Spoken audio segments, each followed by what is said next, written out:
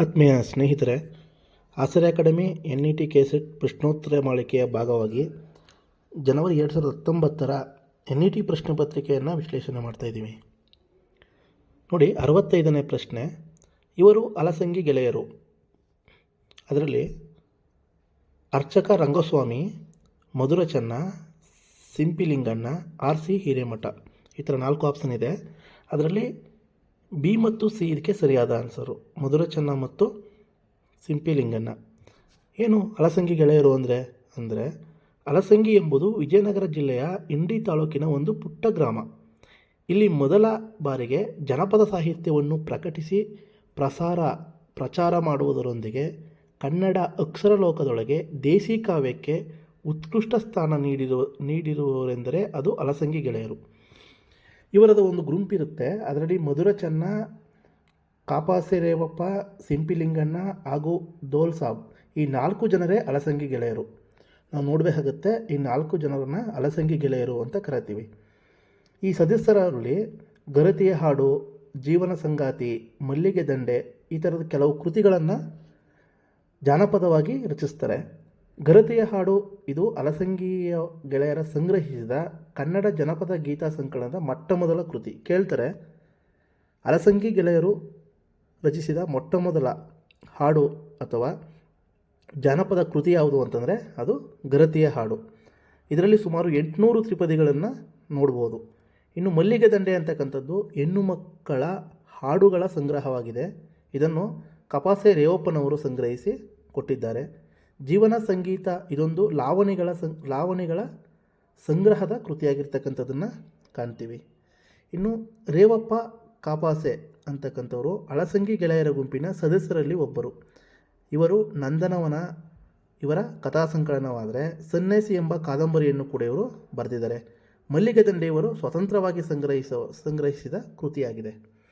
ಸಿಂಪಿಲಿಂಗಣ್ಣ ಇಂಡಿ ತಾಲೂಕಿನ ಚಡಚಣ ಗ್ರಾಮದವರು. ಗರತಿಯ ಬಾಳು, ಸ್ವರ್ಗದೊಳೆಗಳು, ಜನಾಂಗದ ಜೀವಾಳ,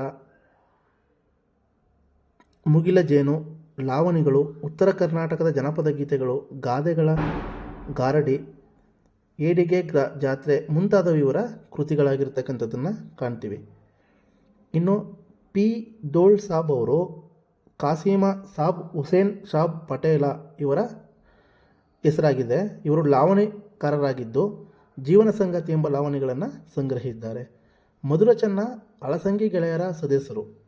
ನನ್ನನಲ್ಲ ಇವರ ಕವನ ಸಂಕಲನಗಳಾದರೆ ಅಪೂರ್ವ ರಂಗ, ಬೆಳಗು, ಕಾಳರಾತ್ರಿ, ಆತ್ಮಶೋಧನೆ ಇವು ಇವರ ಕೆಲವು ಕೃತಿಗಳಾಗಿವೆ. ಇದು ಈ ಒಂದು ಅಲಸಂಗಿ ಗೆಳೆಯರಿಗೆ ಸಂಬಂಧಪಟ್ಟಂತಹ ಕೆಲವು ಮಾಹಿತಿ.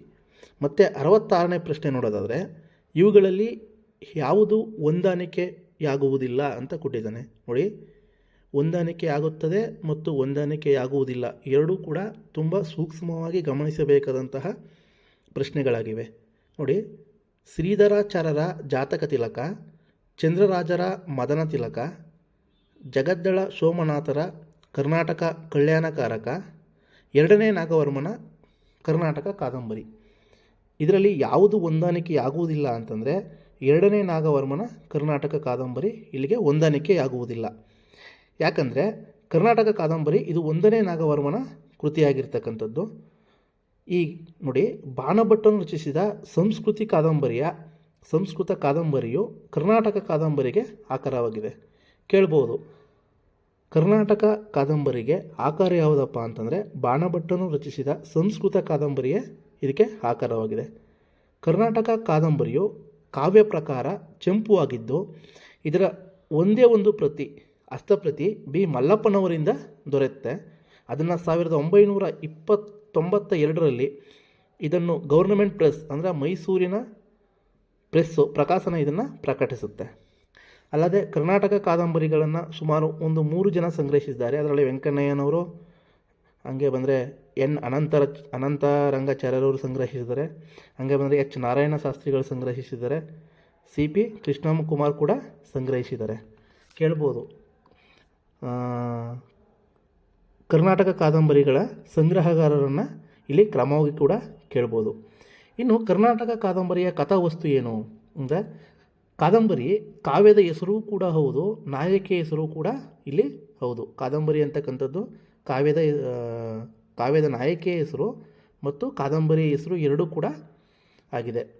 ಮೋಹಕ ರೂಪಿತ ಕಾದಂಬರಿ ಎಂಬ ಹೆಣ್ಣು ಗಂಧರ್ವ ಕನ್ಯೆ, ಈಕೆಗೂ ಚಂದ್ರಪೀಡನೆಂಬ ರಾಜಕುಮಾರನಿಗೂ ನಡೆದ ಪ್ರಣಯ ವ್ಯಾಪಾರ ಇದರ ಕಥಾವಸ್ತು ಆಗಿರ್ತಕ್ಕಂಥದ್ದು. ಈ ಒಂದು ಕಾದಂಬರಿಯ ಬಗ್ಗೆ ಒಂದಷ್ಟು ನಮ್ಮ ಆಸರೆ ಅಕಾಡೆಮಿಯ ಸಂಬಂಧಿಸಿದ ಕೆಲವು ವಿಡಿಯೋಗಳಲ್ಲಿ ತುಂಬ ಹೆಚ್ಚಿನ ಮಾಹಿತಿ ಕೂಡ ದೊರೆಯುತ್ತೆ, ನೀವು ಅದನ್ನು ನೋಡ್ಬೋದು. ಚಂದ್ರಪೀಡನ ಮಿತ್ರನಾದಂತಹ ವೈಶಂಪಾಯನ ಪೂರ್ವಜನ್ಮದ ಸ್ಮರಣೆಯಿಂದ ಮಹಾಶ್ವೇತೆ ಆಶ್ರಮದ ಬಳಿ ಸುತ್ತುತ್ತಾ ಪ್ರೇಮದ ಮಾತನಾಡುತ್ತಾನೆ. ಗುರುತು ತಿಳಿಯದೆ ಆಕೆ ಗಿಳಿಯಾಗಿ ಹುಟ್ಟುವಂತೆ ಶಪಿಸುತ್ತಾಳೆ. ವೈಶಂಪಾಯನ ಅವಸ್ಥೆ ತಿಳಿದ ಚಂದ್ರಪೀಡ ಶೋಕದಿಂದ ಮರಣ ಹೊಂದುತ್ತಾನೆ. ತರುವಾಯ ಚಂದ್ರಪೀಡನೇ ಶೂದ್ರಕ ರಾಜನಾಗಿ ವೈಶಂಪಾಯನನೇ ಗಿಳಿಯಾಗಿ ಹುಟ್ಟುತ್ತಾರೆ. ತಾಯ್ತಂದೆಯರ ಯಾಗ ಪುಣ್ಯದಿಂದ ಶಾಪ ವಿಮೋಚನೆಯಾಗಿ ವೈಶಂಪಾಯನ ಪುಂಡರೀಕರಿಗೆ ಮಹಾಶ್ವೇತೆಯನ್ನು ವರಿಸುತ್ತಾನೆ. ಶೂದ್ರಕನು ಚಂದ್ರಪೀಡನ ದೇಹವನ್ನು ಪ್ರವೇಶಿಸಿ ಕಾದಂಬರಿಯನ್ನು ಪಡೆಯುತ್ತಾನೆ. ಇದು ಇದರ ಕಥಾವಸ್ತು. ಇದನ್ನು ಸಂಪೂರ್ಣವಾಗಿ ಬೇರೆ ಒಂದು ವಿಡಿಯೋದಲ್ಲಿ ಮಾಡಿರ್ತಕ್ಕಂಥದ್ದು. ಸೊ ಜನವರಿ 2019 NET ಪ್ರಶ್ನೆ ಪತ್ರಿಕೆಯನ್ನು ವಿಶ್ಲೇಷಣೆಯಲ್ಲಿ ಇದು ಒಂದು ಭಾಗವಾಗಿದೆ. ಮುಂದಿನ ಭಾಗದಲ್ಲಿ ನಾವು ಬೇರೆ ಬೇರೆ ಪ್ರಶ್ನೆಗಳನ್ನು ನೋಡೋಣ. ಎಲ್ಲರೂ ಥ್ಯಾಂಕ್ ಯು.